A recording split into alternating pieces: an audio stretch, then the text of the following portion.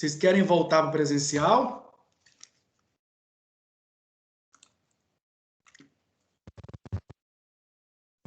Bom dia, Giovana. Sim, Bom dia, Giovana. Leandro. Bom dia, Matioli. Vocês querem voltar para o presencial ou não? Mas é claro. Sim. Com certeza. Bom dia, Lele. Quanto tempo? Oi, Kennedy. Quanto tempo, né? Bom dia, Andressa.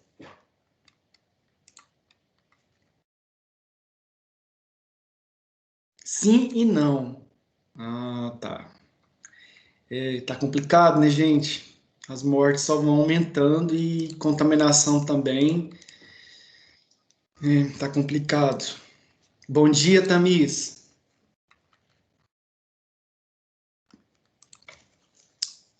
Muito difícil, muito mesmo, Andressa.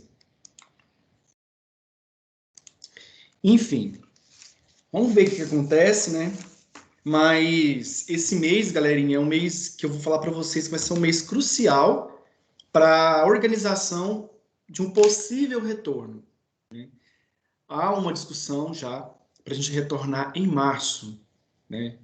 Mas isso depende de vocês, né? Isso depende de vocês e depende da situação, porque a situação a gente vê que está numa espiral que não acaba, né? Faz ao contrário, faz aumentar.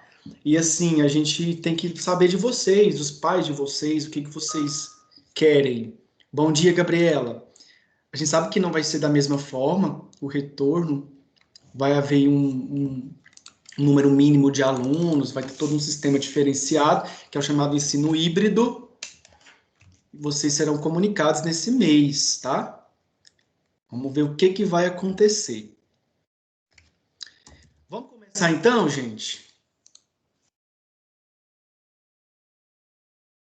Seguinte, né? Haverá uma mudança de material. Vocês não terão mais esse material que vocês usavam ano passado, vocês não vão usá-lo mais, que é o material da editora Ser. Vocês vão usar agora o ético. Já contaram isso para vocês? Não, eu não tava sabendo de nada. Eu também não estava sabendo, não. Descobri agora. Isso, vai ter uma mudança de material, né? Vocês vão ser ainda comunicados oficialmente, esse é o recado extraoficial, mas o que acontece? Vocês vão receber esse livro ainda, e hoje a gente vai falar um pouco de Brasil Império, né? Que é um conteúdo que vocês não viram no ano passado, a Andressa não sabia, é um conteúdo que vocês não viram no ano passado e que vai ser determinante esse ano. Então, a aula de hoje vai ser sobre Brasil Império. Se a gente não conseguir terminar hoje, a gente termina na próxima aula. Eu vou passar aqui o slide.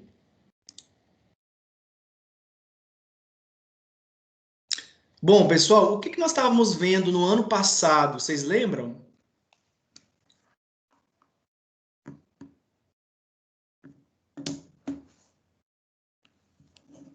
Bom, a gente viu um pouco sobre a chegada dos portugueses no Brasil.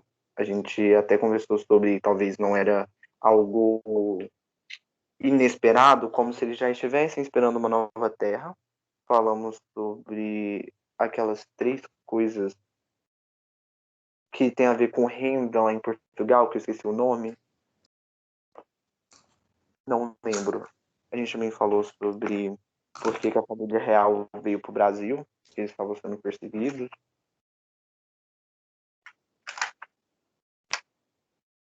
Iluminismo, muito bem, Giovana, muito bem, Mattioli, colonização brasileira. Então, ano passado, a gente começou estudando a história do Brasil, né? Colonização brasileira. Vimos Revolução Industrial, isso aí. E a gente terminou o ano falando de período joanino, que é a chegada da família real no Brasil. E esse período, galera, quando a família real chega, ela vai ser determinante para o processo que nós chamamos de processo de independência do Brasil. Começa em 1808, né? Por que a família real veio para o Brasil, galera? Em 1808? Porque ela estava sendo perseguida? Justamente. Olha, ela estava sendo perseguida pelos franceses, né, por Napoleão Bonaparte. Porque a Inglaterra e Portugal, consequentemente, não queriam acatar o que nós chamamos de bloqueio continental. E como que a Inglaterra era amiga muito próxima de Portugal, Portugal também não quis acatar. E as tropas de Napoleão queriam invadir o Brasil, queriam invadir Portugal. E a corte portuguesa bateu-se em retirada, veio para onde? Para sua colônia, para o Brasil. Então nós fomos sede da corte portuguesa de 1808 e daí para frente a gente vai ter uma influência muito grande de Portugal na política brasileira, né?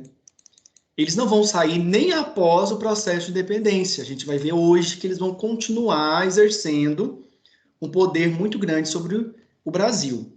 Então, galerinha, 1808 é um ano-chave. É um ano-chave para se entender o processo de independência do Brasil.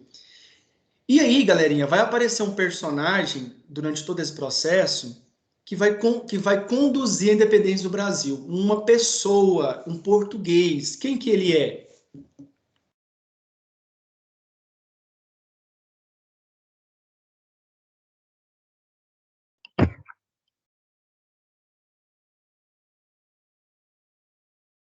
Quem é uma pessoa que vai fazer a independência do Brasil, que vai proclamar? Dom Pedro II? Dom Pedro, não é segundo, não. Não? Não. Primeiro? Primeiro, isso. Nesse processo, galerinha, o Dom Pedro I, ele vai promulgar lá o dia do fico, porque estava querendo que ele voltasse para Portugal para pegar o trono lá, e ele não quis voltar, ele ficou aqui. Porque lá em Portugal, o parlamento lá em Portugal estava sendo ameaçado, e ele acabou que não voltou, né? E ele ficou aqui, então é o que nós chamamos de dia do fico. E o Dom Pedro I, galerinha, ele vai proclamar, né, vai autorizar a independência do Brasil. E aí, qual é o grupo que estava apoiando o Dom Pedro I?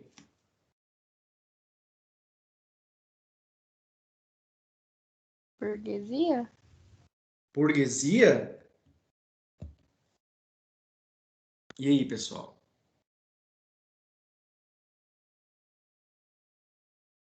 Existia burguesia da forma que nós conhecemos no Brasil, agora que a gente está falando, nesse contexto de independência? Não existia. Na verdade, a nossa burguesia, a gente não pode falar de burguesia, porque ela era diferente da Europa. Aí a gente dá um outro nome, que nós chamamos de aristocracia. Por quê? Porque quem apoiou o Dom Pedro I no processo de independência foi a elite agrária, foram os donos de terra, né? Foram essas pessoas que não é burguesia, é aristocracia.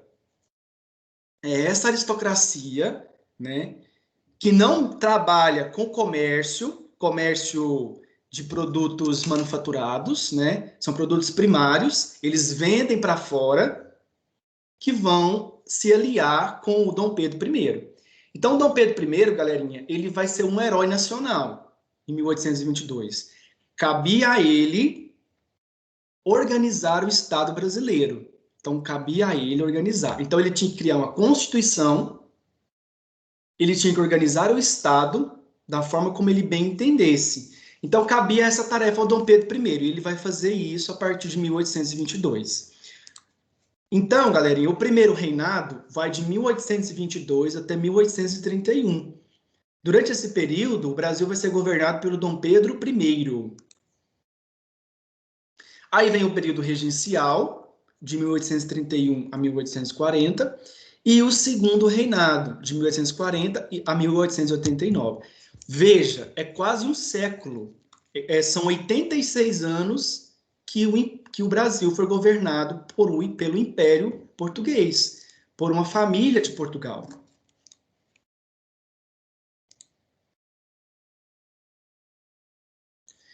Então, galerinha, nessa aula a gente vai ver um pouco, né? Se a gente conseguir ver tudo, tudo bem. A gente vai tentar ver como é que foi esse período imperial no Brasil, que começou em 1822 e terminou com a proclamação da República em 1889. Primeiro, pessoal, aí é muito estranho isso, né? É muito estranho porque o Brasil se torna independente em 1822, mas nós não... Nós formamos um governo formado por portugueses. Essa é a grande contradição. Dom Pedro I era um português. Como assim, né? Nós libertamos de Portugal, mas nós temos uma família portuguesa no comando. Isso era uma grande desconfiança na época. Mas no início, galerinha, isso não tinha essa desconfiança muito alta, porque toda a elite agrária estava apoiando Dom Pedro I. Né? Ele era um grande herói naquele momento.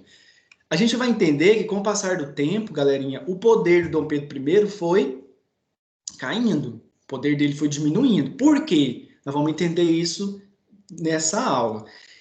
A economia do Brasil, galera, era uma economia de agricultura para exportação. Nós produzimos produtos primários da agricultura, né, provenientes da agricultura, e a mão de obra era escrava. Então, galerinha, vamos entender algumas perguntas que a gente vai responder lá no final, nessa aula de hoje. Primeira pergunta que eu faço para vocês. Como o nosso sistema político, econômico, social e cultural, ele é herdeiro do período colonial e imperial? Hoje, vamos olhar nossa sociedade hoje. Por que que nós somos herdeiros desse período aí que a gente está estudando? O que que tem a ver o mundo atual com esse período aí imperial, com esse contexto? Vamos pensar isso. 2. Como que a escravidão no Brasil, ela marcou a nossa sociedade? A gente sabe que a escravidão, ela demorou a acabar. Vamos entender por que que ela demorou. E por que que ela foi tão negativa para o Brasil? E ela é ainda negativa, né? Então, são duas perguntas que nós vamos responder hoje, né? Tá. Então, galerinha, a escravidão, né, ela era uma forma da elite, naquela época, ganhar lucrativamente. Porque não tinha trabalho assalariado, o trabalho era forçado, era violento, e existiam pessoas que traficavam negros para o Brasil. Isso nós aprendemos em Brasil colonial, né? Existia o papel do traficante, que ia até lá na África, pegava o escravo, trazia para cá e vendia para os donos de terra, né? E esse escravo trabalhava, em grande parte, só trabalhava até 30 anos. Quando dava 30 anos, ele já não tinha força mais para trabalhar, porque o trabalho era muito pesado. Por isso que o escravo, ele era rapidamente substituído. A vida de um escravo era muito curta, né? Porque ele trabalhava dia a dia, sol a sol, não tinha tempo para parar, era submetido a castigos físicos. Existia resistência? Existia, né? Muitos fugiam, muitos iam embora, iam formar o Quilombo dos Palmares, né? A gente teve esse caso aí. Então, galerinha, o Brasil se assentou sobre a mão de obra escrava durante muitos anos. O tipo de governo, galera, que foi formado no período imperial é monarquia. Foi uma monarquia absoluta, constitucional ou parlamentarista? O que vocês acham?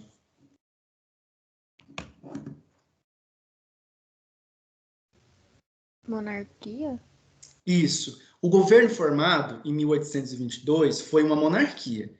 Mas que forma de monarquia foi essa? Foi absoluta, constitucional ou parlamentarista? Foi constitucional? Foi constitucional.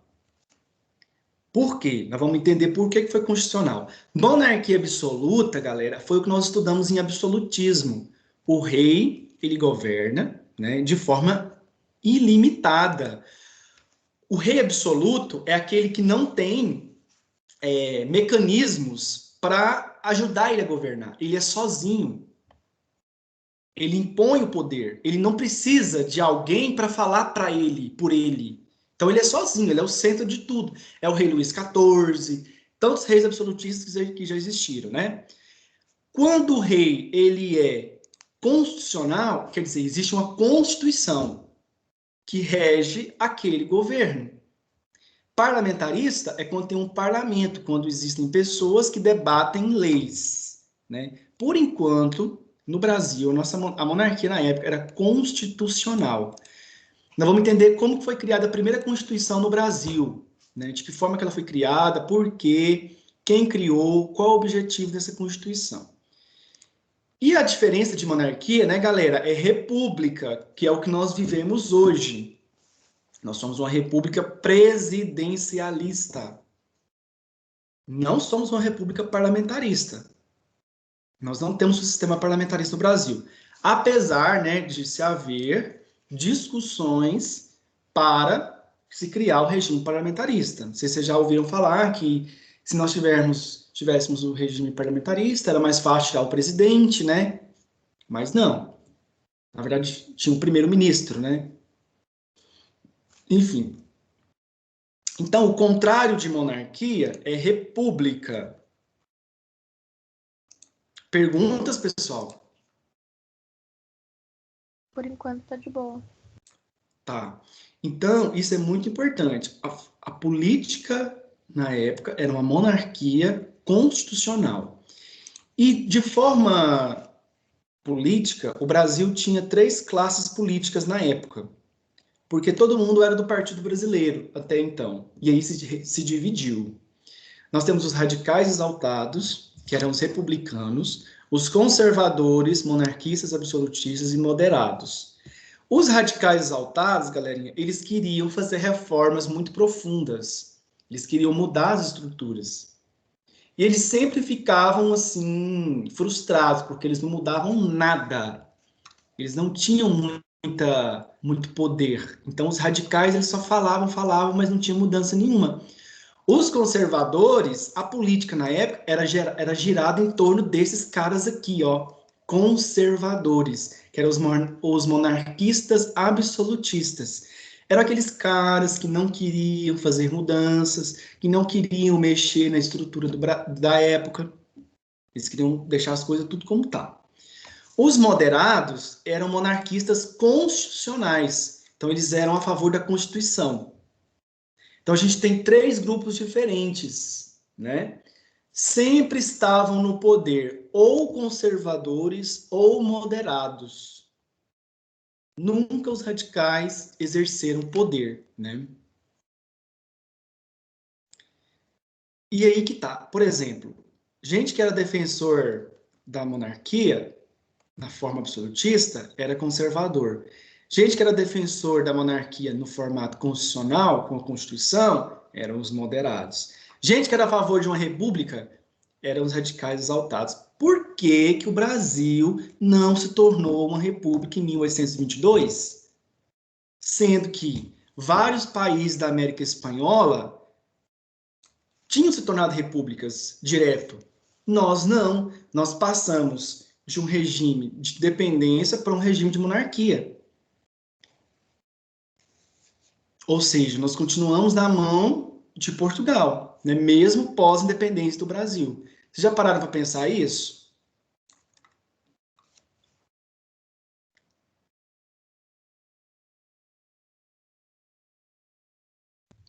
É, né, meio que, tipo, a independência foi falsa. Justamente. A independência foi falsa. Ela foi algo para falar que é bonito, para falar que agora o Brasil mudou o sistema, para falar que nós somos modernos, porque o mundo todo estava se tornando independente, o Brasil não poderia ficar isolado. Então, a pessoa aqui tinha que impor alguma coisa, né? E foi feita essa independência falsa, né? Foi uma independência de fato, né? E nós não tornamos uma república, uma grande pena, né? Se nós se tornássemos uma república, talvez o nosso país hoje fosse diferente.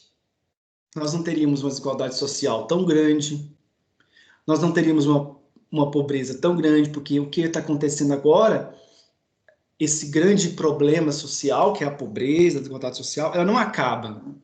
Ela começou a acabar, mas ela continua. Às vezes ela até aumenta.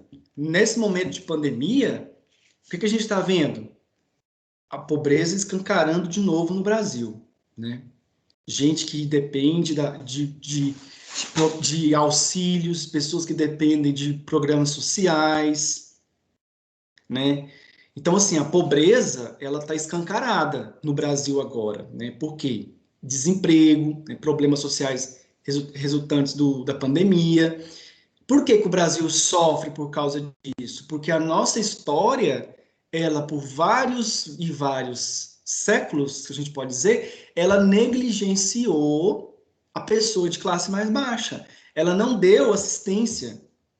Aí, quando o governo brasileiro resolve dar assistência, já é muito tarde, a pobreza já virou crônica, né? A pobreza já é crônica. Como é que você vai resolver uma pobreza crônica no Brasil? Né? Alguém quer falar alguma coisa?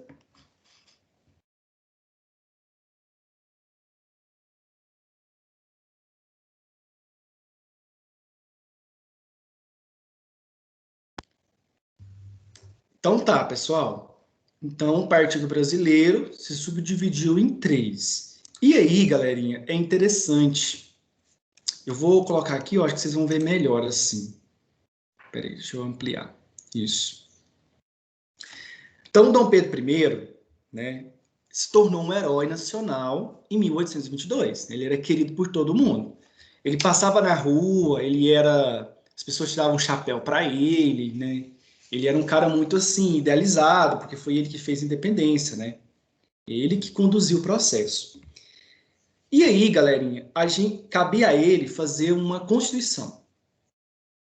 Ele tinha que criar uma constituição que regulasse os poderes no Brasil, que é os famosos três poderes, né? Divisão do poder em três: legislativo, executivo, judiciário. Porque isso era moda na época.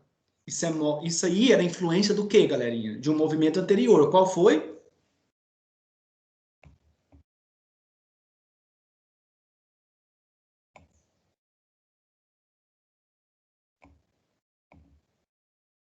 Alguém falou sobre ele aqui no chat.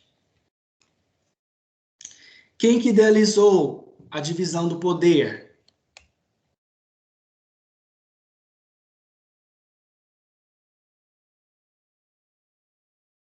Vamos, gente, participem. Eu não estou vendo o chat. A Giovana falou que perguntou se foi o iluminismo. Isso, muito bem.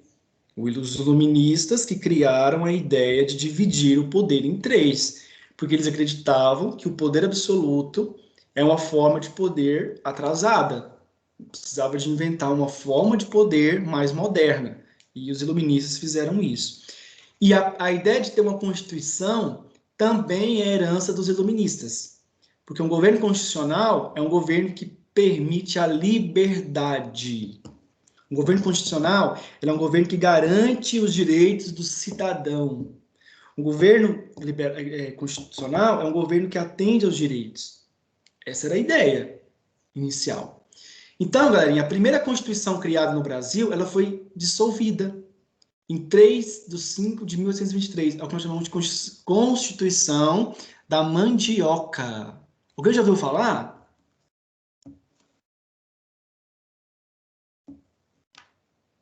Eu já ouvi falar, tipo assim, só o que você falou, sabe? Mas eu não sei nada a respeito.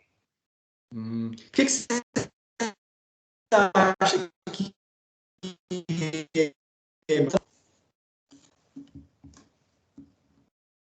Leandro travou tudo, não deu pra te escutar. Repete, por favor. Opa. Peraí. Por que, Mattioli? Que essa, sabe? Você podia inferir? Leandro, calma aí, repete, por favor, novamente, que travou, eu não entendi nada. Eu acho que aí talvez é a conexão. Tá dando má qualidade da rede. Eu acho que agora. Tenta falar de novo, porque eu acho que Vamos lá. agora. Às vezes acontece, tá, gente? De ficar assim. Por que que essa Constituição, Mattioli, foi chamada de Constituição da Mandioca? Talvez. Eu não tenho certeza, mas talvez na época estava tendo plantações de mandioca, alguma coisa do gênero. Ou não, às vezes, talvez. Isso Sim, tem alguma coisa a ver? sim, mas aí, Mattioli, é assim, ó. Por quê? Porque quem que organizou essa Constituição foram os grandes fazendeiros, os donos de terra, né? As pessoas que tinham poder aquisitivo na época, que tinham grandes fazendas. Então, eles organizaram essa Constituição. E essa Constituição, galerinha, ela não deu protagonismo ao Dom Pedro I. Ela não conferiu a ele ser o grande rei na época, porque os grandes fazendeiros queriam tornar o poder muito liberal. E o Dom Pedro I ele não queria isso. Ele queria uma Constituição, sim, mas que fosse focada nele. Uma Constituição que desse poder a ele. E foi ao contrário. Essa Constituição ela deu poder aos grandes fazendeiros. Tudo que foi escrito ali era em favor deles. Então, Dom Pedro I, ele dissolveu, prendeu todos os deputados, nomeou um conselho para elaborar uma nova Constituição. Esse episódio, galera, chama Noite da Agonia. O prédio onde estava fazendo a Constituição foi fechado, né? Prendeu os deputados, então foi um alvoroço. Foi um movimento assim, sabe a invasão do Capitólio? Foi aqui lá, né? Então, assim, houve uma grande revolta em relação a isso, porque nesse momento a elite brasileira começou a ser traída, né? Os grandes donos de terra acreditavam que eles teriam poder na Constituição, e a verdade nisso não aconteceu. E aí o Dom Pedro I, esperto, mandou fazer uma Constituição em favor dele, de acordo com o que ele pensava. É o que nós chamamos de Constituição de 1824. Eu acho que o meu slide saiu da tela. Sim, parou de compartilhar. E aí, galerinha, o Dom Pedro I, ele vai pedir para os seus assessores, pessoas próximas a ele, para eles fazerem uma Constituição em favor de Dom Pedro I, que levasse em conta medidas liberais e medidas conservadoras. Então tinha que mesclar, porque a Constituição de 23 era muito liberal. E o Dom Pedro I não queria isso. Por que o Dom Pedro I não queria isso? Alguém sabe? Porque não dava poder para ele. Justamente. Ele tinha medo, João Antônio, dele perder as rédeas. Ele tinha medo dele perder o poder. Por isso, porque ele já estava armando muita coisa, né? O Dom Pedro I já estava ali armando muita coisa para ele fazer para que ele não fosse tirado do poder. Então ele queria medidas liberais e medidas conservadoras. E uma coisa importante, né? É o que nós chamamos, galerinha, de aonde que tá? Nós vamos estudar. Essa Constituição, galerinha, ela foi que jeito? Que característica que ela teve? Determinava um governo, monarquia constitucional hereditária, ou seja, uma família governaria o Brasil para sempre, né? Eles estariam no poder e passariam o poder de pai para filho. Padroado, diminuição da autonomia da Igreja Católica, porque a Igreja Católica era muito forte, diminuíram o poder dela. O governo tinha que ser unitário e centralizado. Não há liberdade política ou econômica para a província. Na época, galerinha, os estados eram chamados de províncias. Província do estado de Goiás, província do estado do Maranhão, província do estado do Ceará. E o Dom Pedro I, ele não deu liberdade para as províncias. Na Constituição de 23, que foi cancelada, tinha. Na Constituição da Mandioca, tinha poder. Na de 24, não. E, galerinha, o poder, ele era representativo, você tinha a Câmara dos Deputados, a Câmara do Senado, representavam o povo na Assembleia Geral, e existiam, olha para você ver, 4 poderes: executivo, legislativo, judiciário e poder moderador. O Dom Pedro I, muito esperto, criou um poder só para ele. Gente, isso aqui é muito importante. Ele criou o 4º poder, poder moderador. Ele manda em todos os outros poderes. Tudo que acontecer que não esteja de acordo com o Dom Pedro I, ele pode fazer o que ele quiser, porque ele tem um poder moderador. E aí, galerinha, começou o problema. O cara estava se mostrando cada vez mais absolutista, né? O cara que era amigo de todos, que era parceiro da elite, foi se tornando inimigo, porque ele foi criando mecanismos para favorecer ele próprio. Então, o poder moderador, tá vendo aqui? Está acima de todos. Ele controla o executivo, o legislativo e o judiciário, que são os 3 poderes. Dentro do executivo, você tem a Assembleia Geral, o Senado e a Câmara dos Deputados. O legislativo, você tem o Conselho de Estado, o presidente de províncias e os conselhos provinciais. E o Supremo Tribunal da Justiça. Então, vocês estão vendo aqui que o poder moderador está no topo. Ele é o poder do imperador, exclusivo dele. Né? Estranho, né, gente?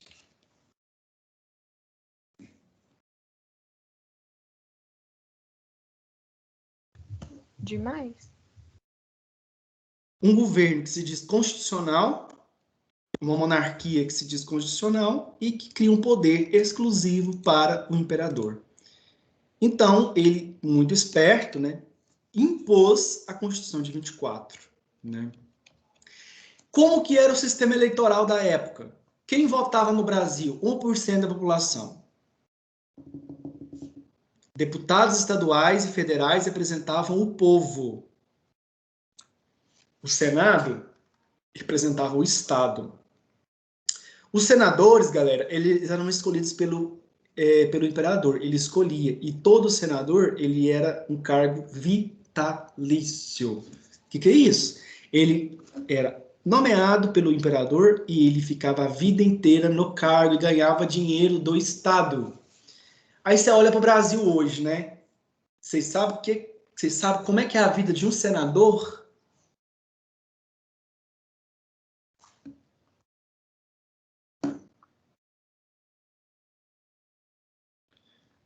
O senador, galerinha, ele ganha uma gratificação pelo resto da vida dele. Mesmo sendo senador mais. Né? Olha para você ver, uma herança do período imperial. Né? Quem que votava, galera, na época? Os eleitores de paróquia votavam nos eleitores de província. O sistema eleitoral era indireto. Ou seja, você tinha eleitores que votavam em outros eleitores. E esses eleitores votavam nos deputados. Então, você tinha os eleitores de paróquia, que ganhavam uma renda X, os eleitores de província, que ganhavam uma renda maior, que votavam nos deputados. Então, para você votar na época, você tinha que ter 100 mil réis. Para o cidadão votar, ele tinha que ter 100 mil réis. O voto era censitário, baseado na renda. Né? Então, você tinha que ser rico, você tinha que ter terra. Havia sufrágio eleitoral, né? O sistema eleitoral era liberal, mas não democrático. Todos não votavam, apenas um grupo votava. Defendia ideais liberais, lei igual para todos, liberdade de pensamento, opinião, imprensa, religião, direito à propriedade privada, ensino gratuito, entre outros. Mas, galerinha, a chegada do Dom Pedro I não foi fácil. Ele enfrentou muitos problemas econômicos, queda nas exportações, concorrência do açúcar cubano, do açúcar de beterraba. Ocorreram muitas guerras de independência. O que é isso? Briga entre portugueses e brasileiros. Os portugueses, galera, não queriam sair do Brasil pós 1822, eles queriam ficar. Mas os brasileiros estavam pedindo para eles irem embora. Quer dizer, ué, por que eles estão fazendo aqui? Nós promovemos a independência. O que os portugueses estão fazendo no Brasil? E essa briga vai durar, galerinha, boa parte do período imperial. Brasileiros contra portugueses. E essas guerras, elas geravam problemas sérios, porque até então, toda a economia, todo o abastecimento era responsabilidade dos portugueses. Era eles que tinham o poder, né? E o governo tinha que reagir a essas guerras, galerinha. O governo gastou muito dinheiro para controlar as guerras de independência, né? Isso foi ruim, porque isso causou endividamento do Estado, né? Dom Pedro I gastou muito dinheiro. O tráfico negreiro foi afetado pela pressão inglesa. Isso aí é uma história longa, né? Porque a Inglaterra estava espetando o Brasil toda hora para acabar com a escravidão.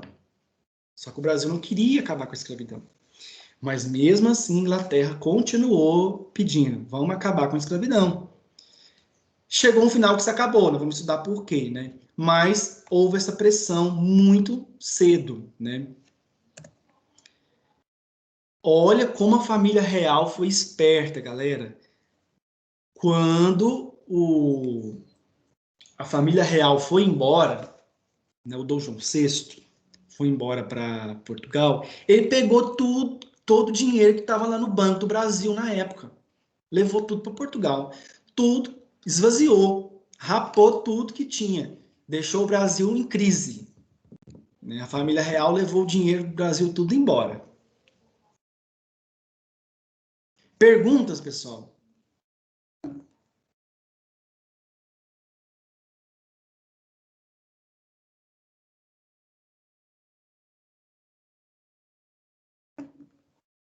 Alguém tem alguma pergunta? Podem falar.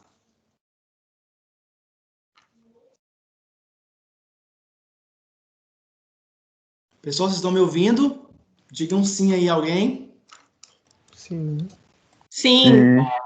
Ah, tá. Então tá. Como eu disse, todos os gastos para conter as guerras que existiam no Brasil, guerras de independência, levou ao endividamento do Estado. O Brasil cansou de pegar dinheiro com os ingleses. A nossa dívida externa era altíssima. E os ingleses não paravam de emprestar. Aí que está a grande jogada dos ingleses. Eles eram muito espertos. Eles se diziam parceiros do Brasil, emprestavam, mas estavam de olho para acabar com a escravidão. Porque acabando com a escravidão, eles iam exportar produto para cá, para as pessoas comprarem. Porque a mão de obra escrava não gera, não circula a economia. Quando a mão de obra é assalariada, há uma circulação de dinheiro na economia. E para os ingleses isso era muito bom, porque eles eram, né, pioneiros no processo de industrialização. Olha outra coisa engraçada. O Brasil teve que pagar uma indenização para Portugal. Na época era altíssima. Era em libras esterlinas. Porque Portugal deixou de, né, ganhar dinheiro. Deixou de ter a sua colônia. Então, nós tivemos que pagar uma indenização para Portugal. E aí, né, galerinha, começou o processo de reconhecimento da independência. Todos os países do mundo mandavam carta para Portugal, carta para o Dom Pedro I, falando: parabéns, você é o novo rei, você é o novo chefe, né? E a Inglaterra, para reconhecer a independência do Brasil, ela queria renovar o Tratado de 1810, que diminuía as taxas de importação. Todo produto britânico que chegava aqui no Brasil tinha que ter uma taxa pequena.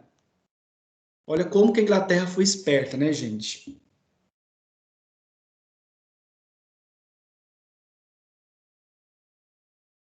Esse tratado, galerinha, de 1810, é um tratado bem antigo, né, da época que a corte portuguesa veio para o Brasil.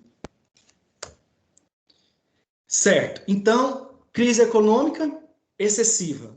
Falta de liberdade política foi cada vez mais, né, galerinha, diminuindo o poder diminuindo o prestígio do Dom Pedro I. Na época, galera, não tinha exército no Brasil.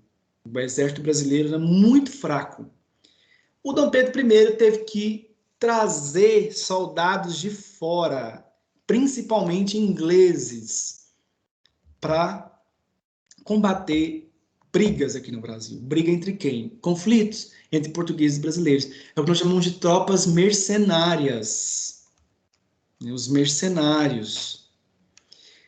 E aí, galerinha, vocês já ouviram falar que o Nordeste queria separar do Brasil?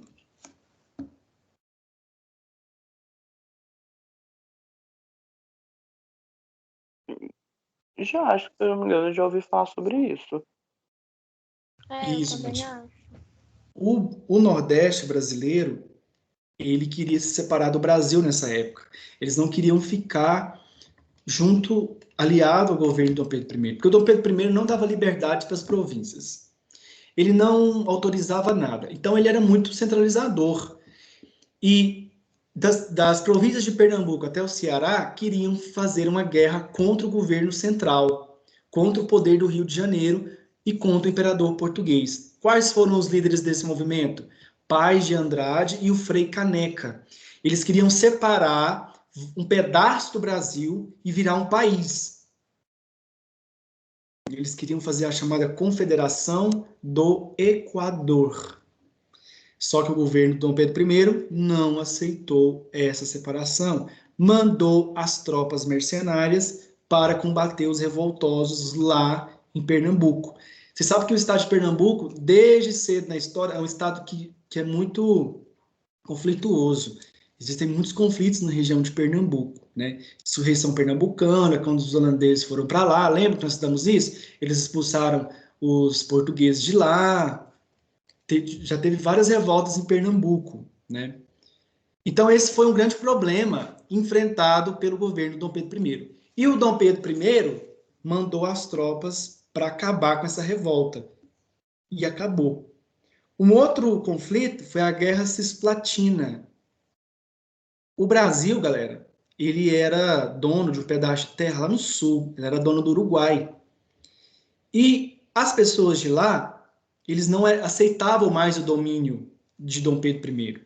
E eles se tornaram independentes, formando o país que nós chamamos de Uruguai.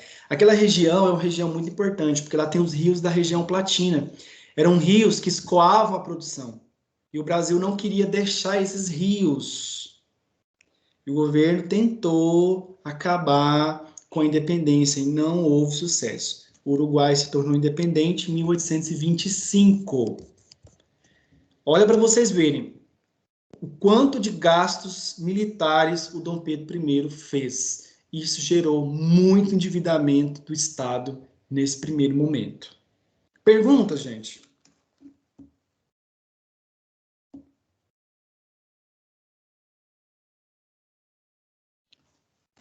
Acho que não. Eu não vou conseguir, já são 10h30, nós terminamos 10h35. Eu esperava passar o período imperial, mas a gente não vai conseguir. Na próxima aula a gente vai continuar. E isso, galerinha, tudo isso que eu falei para vocês, ele vai acabar com a Constituição de 23, ele vai impor a Constituição de 24, ele vai acabar com as revoltas no Brasil. Isso vai gerar uma forte oposição ao Dom Pedro I, né? E um ódio muito grande dos portugueses, porque ele era um português e ele estava favorecendo os portugueses e não aos brasileiros. Então isso vai causar um descontentamento, gastos com as campanhas militares, gastos com a recuperação do trono português, porque o Dom João VI vai morrer em 26. Morte da mulher dele, que todo mundo falou que era ele o responsável pela morte da Dona Leopoldina, né? E, para ficar pior, um crítico do Dom Pedro I foi morto em Minas. É o escritor Líbero Badaró. Todo mundo falou que o Dom Pedro I mandou matar o Líbero Badaró. Ele tinha uma coluna jornalística que escrevia contra o Dom Pedro I. Então, ele ficava todo dia escrevendo contra o Dom Pedro I. E o Dom Pedro I não estava gostando disso, e ele foi morto numa emboscada.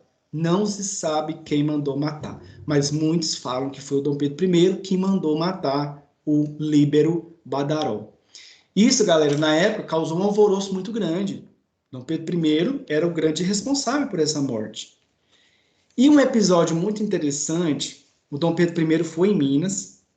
Quando ele voltou de Minas, aconteceu um episódio chamado Noite das Garrafadas, em 1831, né? Quando ele voltou para o Rio de Janeiro, ele teve uma grande festa para receber ele. Os portugueses organizaram uma festa muito grande e durante essa festa, portugueses e brasileiros começaram a brigar jogando garrafa uns nos outros. É o que nós chamamos de Noite das Garrafadas, né? Aconteceu uma briga a noite inteira, portugueses e brasileiros brigando, né? Jogando garrafa um no outro, a festa, né? Então foi uma coisa assim, fora do comum, né? E aí, para piorar, o Dom Pedro I dissolveu o ministério composto por brasileiros e nomeou um só de portugueses, que é o Ministério dos Marqueses. A situação estava tão feia para ele que ele abdicou do trono. Em 7 de abril de 31, ele passou o poder dele para o filho dele, que tinha só 5 anos de idade, só para você ver. O que é o Dom Pedro II, Dom Pedro de Alcântara. Então, ele foi para Portugal para assumir o trono lá e deixou o filho dele aqui, com 5 anos de idade, para ser o rei.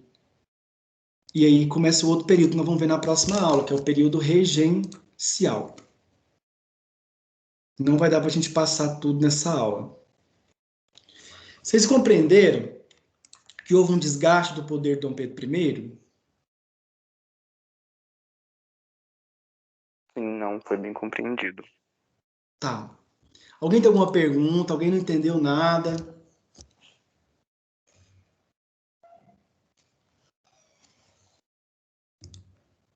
Eu vou colocar esse slide lá na plataforma. Quem quiser ler, dá uma lida. Pessoal, para hoje, né, eu deixei uma atividade lá na plataforma. Eu deixei algumas questões abertas. Eu vou compartilhar ela aqui para vocês verem. Deixa eu abrir primeiro. Maria Vitória escreveu. Tem esse conteúdo no livro quando ele chegar? Não. Por quê? Esse conteúdo ainda ele não tem no livro de vocês, que é o livro 9. Mas vocês não viram esse conteúdo no ano passado. Por isso que eu estou apresentando esse conteúdo, porque vocês precisam dele para continuar. O conteúdo da apostila 9 começa em Primeira Guerra Mundial. Tá? Não tem esse conteúdo. Esse conteúdo, se não me engano, tem ele na apostila 8 ou 7.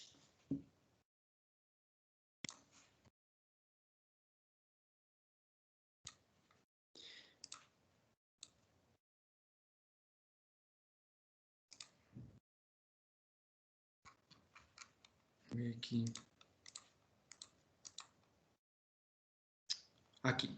Pessoal, esses exercícios eu retirei de um projeto, chama Projeto Medicina. Quem quer fazer medicina aí, ó, já é muito bom ler esse material e responder essas questões. Só que não é para responder todas as questões, são mais de 40. É para responder só as que estão marcadas em amarelo.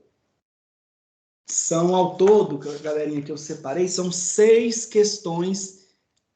Eu marquei lá eu marquei quais são as questões que vocês têm que fazer. Quais são? Tá lá na plataforma.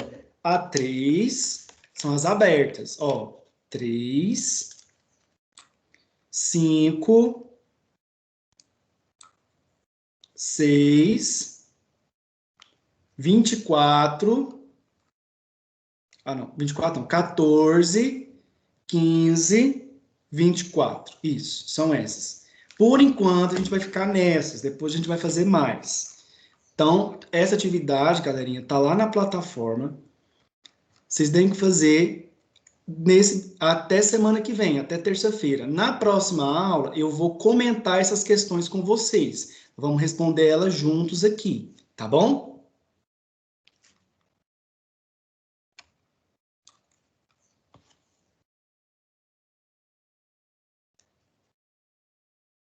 Tá bom. Pessoal, é isso, né? Agora eu vou salvar aqui a chamada. Se alguém tiver nenhuma pergunta,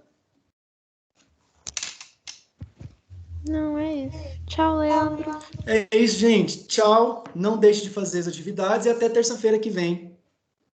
Até. Até terça. Leandro, a Giovana tá perguntando no chat. Opa, peraí, travou aqui meu computador. Deixa eu Você ver vai aqui. mandar os slides que ela tá perguntando? Vou, eu não coloquei ainda, mas ao final eu vou para outra sala. Quando for 11h25, eu vou colocar o slide lá na plataforma, lá na biblioteca. Tá bom. Então tá. Gente, até mais. Tenham um bom dia. Até terça-feira que vem. Tchau, Leandro. Até mais. Só uma pergunta, Leandro. Uma última pergunta. Essa atividade pode ser feita no Word ou tem algum local específico? Manuscrito ou Word ou texto online. Certinho. Muito obrigado.